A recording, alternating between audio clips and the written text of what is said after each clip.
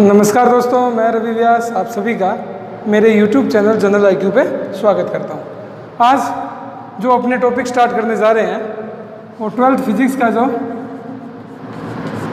Chapter number 2 है, Gauss law and its application, उसी का ही टॉपिक करने जा रहे हैं कि एप्लीकेशन ऑफ गॉस लॉ, कि गॉस लॉ की एप्लीकेशन को यूज करते हुए for calculate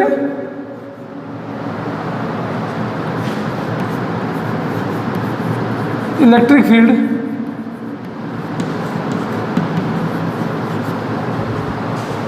on infinite long charged wire.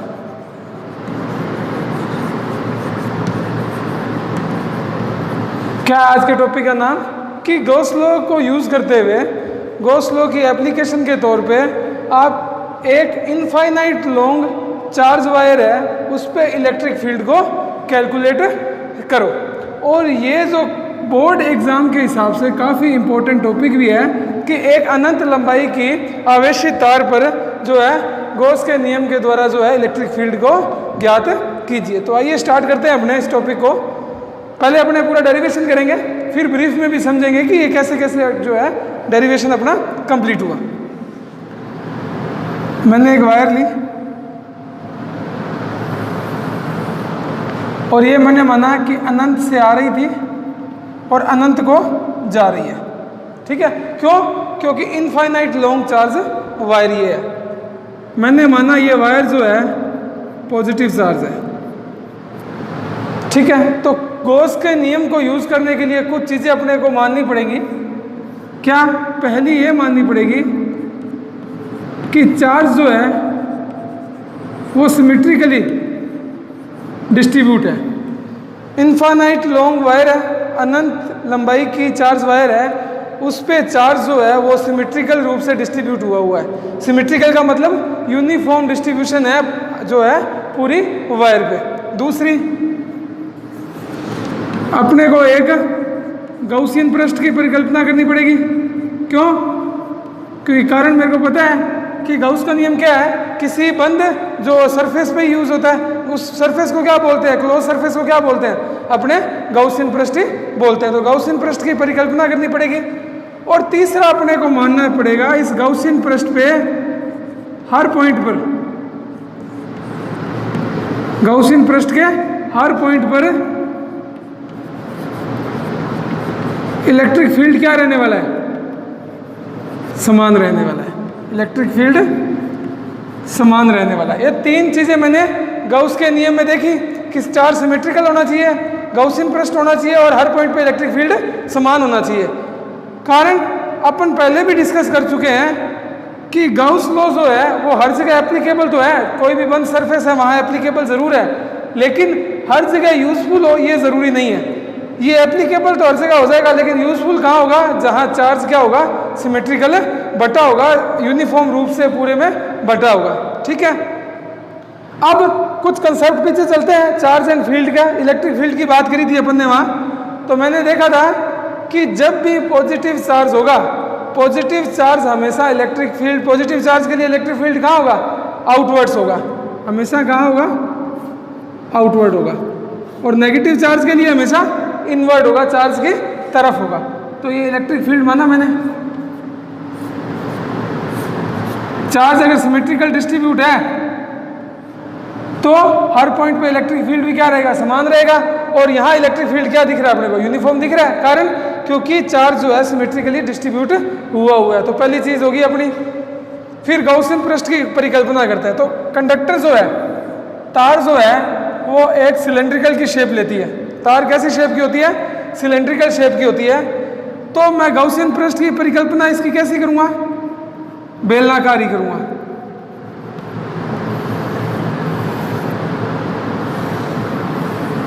ये गॉसियन पृष्ठ की मैंने परिकल्पना करी। अब ये डिस्टेंस अगर मैं r मानूं तो इस पॉइंट पे भी इलेक्ट्रिक फील्ड सेम है, इस पे भी सेम है, इस पे भी सेम है, यहाँ भी सेम है, यहाँ भी सेम है। और मेरे को चाहिए भी क्या था? हर पॉइंट पे इलेक्ट्रिक फील्ड क्या चाहिए था? समान चाहिए था। ठीक है, अब गाउस के नियम पे चलते हैं।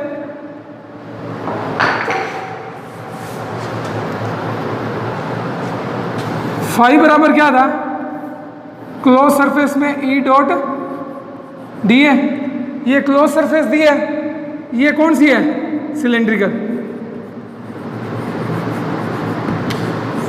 फाई बराबर ई डॉट डी ए था, और ये किसके बराबर था गाउस के नियम के अनुसार, क्यू इनसाइड या total summation of Q upon में एप्सिलॉन 0। ये गाउस का नियम आपको याद होगा।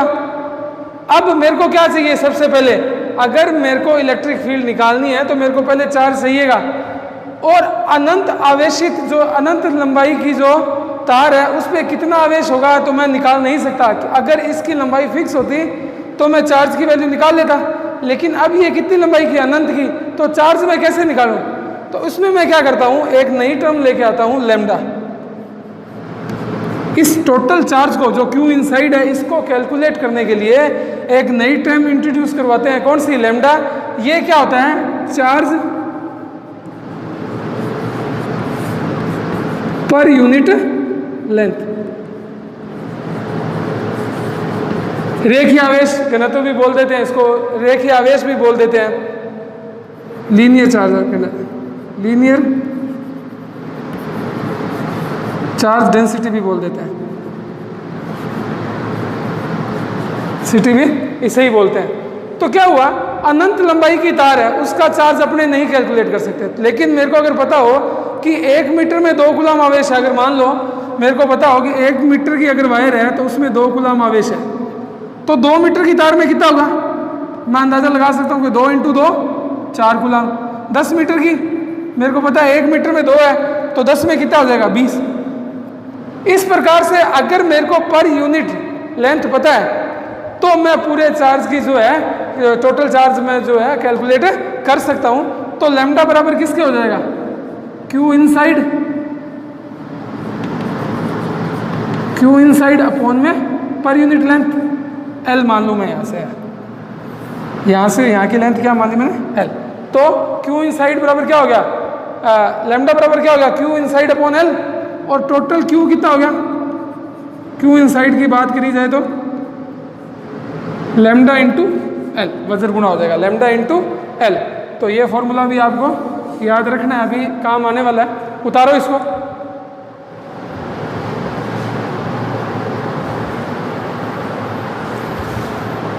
फिर से देख लेते हैं एक बार कि अपने पढ़ रहे हैं इलेक्ट्रिक फील्ड निकालना किसी अनंत लंबाई की जो है चार्ज जो वायर है उस पे गाउस के नियम को यूज करके इलेक्ट्रिक फील्ड की मात्रा निकालना, इलेक्ट्रिक फील्ड कैलकुलेट करना।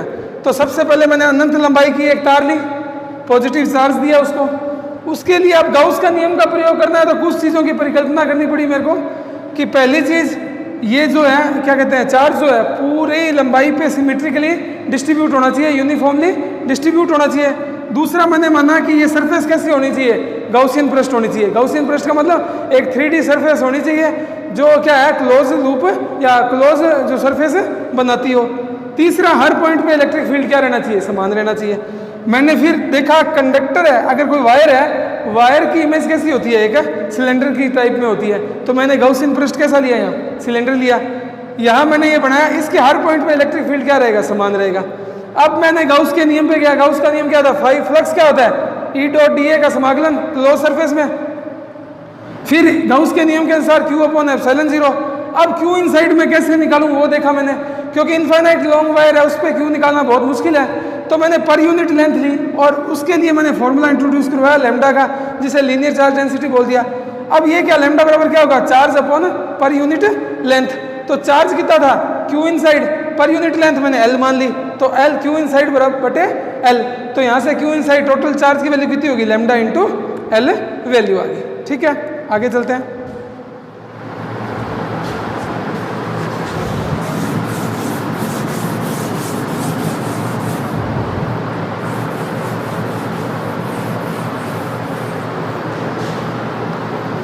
अब देखते हैं इस पे कितनी सरफेस है, पृष्ठीय क्षेत्र, पृष्ठ कितने हैं इसके। पहला ये रहा पृष्ठ नंबर 1, दूसरा ये रहा पृष्ठ नंबर 2, एक ऊपर वाला वृत्त, एक नीचे वाला सर्कल और एक ये वाला जो क्या कहते हैं इसे अपने वक्र पृष्ठ जो इस सिलेंडर का होगा। तो एक सरफेस होगी ये नंबर 3। अब देखें एरिया वेक्टर हमेशा क्या होगा, जो सरफेस के परपेंडिकुलर। तो अगर मैं यहाँ कोई अल्पांश मानूं तो इलेक्ट्रिक फील्ड तो इधर जाहिर है, एरिया वेक्टर भी कहाँ जाएगा, इसी की डायरेक्शन में परपेंडिकुलर इस सरफेस के। अब यहाँ इलेक्ट्रिक फील्ड कैसे जा रहा है, इधर जा रहा है या इधर जा रहा है, एरिया वेक्टर कैसा होगा इसका, इस जो सतह के परपेंडिकुलर। तो डीए यहाँ पे इधर हुआ, इसका डीए कहाँ हुआ, इधर हुआ। क्यों? क्योंकि हमेशा पृष्ठ के लंबवत जो है वो एरिया वेक्टर जाएगा। तो अब मैं देखूं फाई बराबर क्या था, ई डॉट डी ए बराबर क्यू अपॉन में एप्सिलॉन 0। अब फाई बराबर मैं देखूं 3 सरफेस होगी, तो पहली सरफेस का E dot D A plus दूसरी सरफेस का E dot D A plus तीसरी सरफेस का E dot D A. Phi की जगह मैं क्यू अपॉन एप्सिलॉन 0 यहाँ रख सकता हूँ, क्यू अपॉन एप्सिलॉन 0 बराबर। अब पहली सरफेस कौन सी है, ये ई और डी ए में एंगल कितना है, 90 डिग्री का। तो ई डी ए कोस 90, ठीक है, प्लस इसका देखें तो ई डी ए कोस 90, क्योंकि दूसरी सरफेस ये भी क्या है, परपेंडिकुलर। तीसरी का देखें तो अपने ई डी ए कोस 0, कारण कि ई भी यहाँ एरिया वेक्टर भी यहाँ। तो ये इक्वेशन मेरे को मिली, इसको आगे सोल्व करते हैं। तो Q अपॉन में एप्सिलॉन 0 बराबर क्या आ गया मेरे पास, पहले ई डी ए कोस 90 की वैल्यू 0, तो ये भी 0 ये भी 0, तो 0 प्लस 0 प्लस क्या बचा, ई डी ए।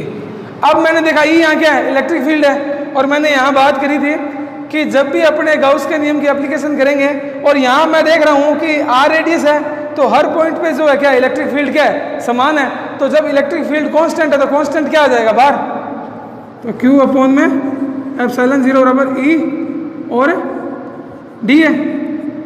अब डी ए किसका है, इसका क्षेत्रफल, और ये क्या है, एक बेलन है, और बेलन के वक्र पृष्ठ का क्षेत्रफल क्या होता है, E into 2 pi R into L.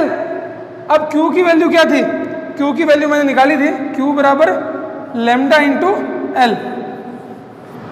Q की वैल्यू क्या है, lambda into L.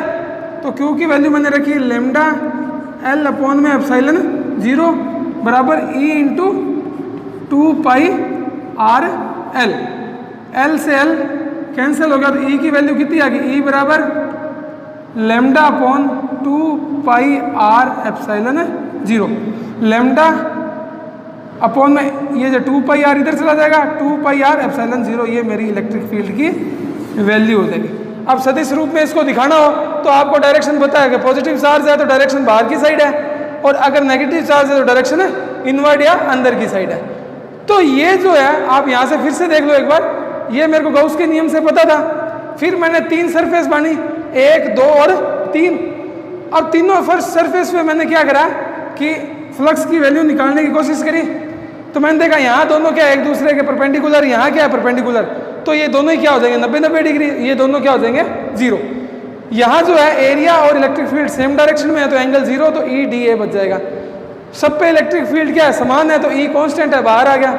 D A क्या है, बेलन का वक्र पृष्ठ का क्षेत्रफल क्या होता है 2 पाई आर एल। क्यू की वैल्यू लेमडा इंटू एल थी, एल से एल कैंसिल हो गया, ई बराबर क्या हो गया लेमडा अपॉन में 2 पाई आर एप्सिलॉन 0। और यही हमें कैलकुलेट करना था कि गॉस के लॉ को यूज़ करते हुए इलेक्ट्रिक फील्ड निकालो। और 100% ये जो है आपके 12th के जो एग्ज़ाम होंगे, बोर्ड एग्ज़ाम होंगे, उसमें पूछे जाने वाला ये क्वेश्चन है।